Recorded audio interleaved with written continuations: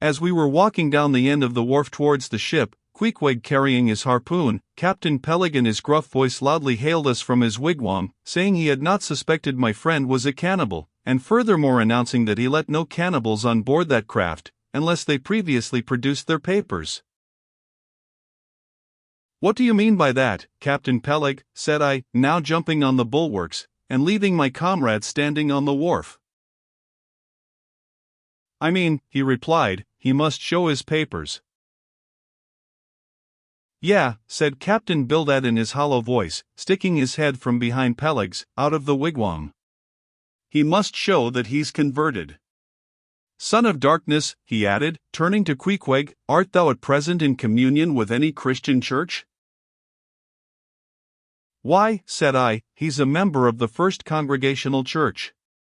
Here be it said, that many tattooed savages sailing in Nantucket ships at last come to be converted into the churches. "First Congregational Church," cried Bildad, "what? That worships in Deacon Deuteronomy Coleman's meeting house," and so saying, taking out his spectacles, he rubbed them with his great yellow bandana handkerchief, and putting them on very carefully, came out of the wigwam, and leaning stiffly over the bulwarks, took a good long look at Queequeg. "How long hath he been a member?" he then said, turning to me. "Not very long, I rather guess, young man." "No," said Peleg, "and he hasn't been baptized right either, or it would have washed some of that devil's blue off his face." "Do tell, now," cried Bildad, "is this Philistin a regular member of Deacon Deuteronomy's meeting? I never saw him going there, and I pass it every Lord's Day." "I don't know anything about Deacon Deuteronomy or his meeting," said I. "All I know is, that Queequeg here is a born member of the First Congregational Church. He is a deacon himself, Queequeg is." "Young man," said Bildad sternly, "thou art skylarking with me. Explain thyself, thou young Hittite. What church dost thee mean? Answer me." Finding myself thus hard pushed, I replied, "I mean, sir, the same ancient Catholic Church to which you and I, and Captain Peleg there, and Queequeg here, and all of us, and every mother's son and soul of us belong, the great and everlasting first congregation of this whole worshipping world. We all belong to that, only some of us cherish some queer crotchets no ways touching the grand belief, in that we all join hands." "Splice, thou meanst splice hands," cried Peleg, drawing nearer. "Young man, you'd better ship for a missionary, instead of a foremast hand. I never heard a better sermon. Deacon Deuteronomy, why Father Mapple himself couldn't beat it, and he's reckoned something. Come aboard, never mind about the papers. I say, tell Quohog there, what's that you call him? Tell Quohog to step along. By the great anchor, what a harpoon he's got there. Looks like good stuff that, and he handles it about right. I say, Quohog, or whatever your name is, did you ever stand in the head of a whaleboat? Did you ever strike a fish?" Without saying a word, Queequeg, in his wild sort of way, jumped upon the bulwarks, from thence into the bows of one of the whaleboats hanging to the side, and then bracing his left knee, and poising his harpoon, cried out in some such way as this: "Capine, you see him small drop tar on water, dear?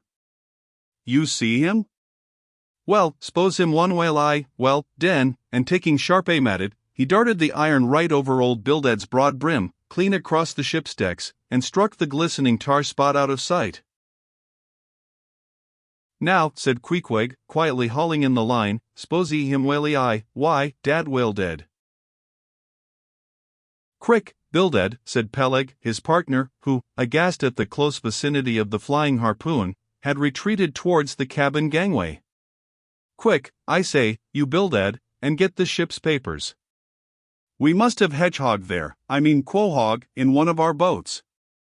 Look ye, Quohog, we'll give ye the 90th lay, and that's more than ever was given a harpooneer yet out of Nantucket." So down we went into the cabin, and to my great joy Queequeg was soon enrolled among the same ship's company to which I myself belonged. When all preliminaries were over and Peleg had got everything ready for signing, he turned to me and said, I guess Quohog there don't know how to write, does he? I say, Quohog, blast ye. Dost thou sign thy name or make thy mark? But at this question, Queequeg, who had twice or thrice before taken part in similar ceremonies, looked no ways abashed, but taking the offered pen, copied upon the paper, in the proper place, an exact counterpart of a queer round figure which was tattooed upon his arm, so that through Captain Peleg's obstinate mistake touching his appellative, it stood something like this: Quohog. His mark. Meanwhile Captain Bildad sat earnestly and steadfastly eyeing Queequeg, and at last rising solemnly and fumbling in the huge pockets of his broad-skirted drabcoat, took out a bundle of tracts, and selecting one entitled The Latter Day Coming, or No Time to Lose, placed it in Queequeg's hands, and then grasping them and the book with both his, looked earnestly into his eyes, and said, Son of Darkness, I must do my duty by thee. I am part owner of this ship, and feel concern for the souls of all its crew. If thou still clingest to thy pagan ways, which I sadly fear, I beseech thee, remain not for I a Belial bondsman. Spurn the idol bell, and the hideous dragon, turn from the wrath to come, mind thine eye, I say, oh, goodness gracious! Steer clear of the fiery pit. Something of the salt sea yet lingered in old Bildad's language, heterogeneously mixed with scriptural and domestic phrases. Avast there, Bildad, avast now spoiling our harpooneer, cried Peleg. Pious harpooneers never make good voyagers, it takes the shark out of 'em, no harpooneer is worth a straw who ain't pretty sharkish. There was young Nat Swain, once the bravest boatheader out of all Nantucket and the Vineyard. He joined the meeting, and never came to good. He got so frightened about his plaguey soul, that he shrinked and sheered away from whales, for fear of afterclaps in case he got stove and went to Davy Jones. Peleg, said Bildad, lifting his eyes and hands, thou thyself, as I myself, hast seen many a perilous time, thou knowest, Peleg, what it is to have the fear of death. How, then, canst thou prate in this ungodly guise? Thou beliest thine own heart, Peleg.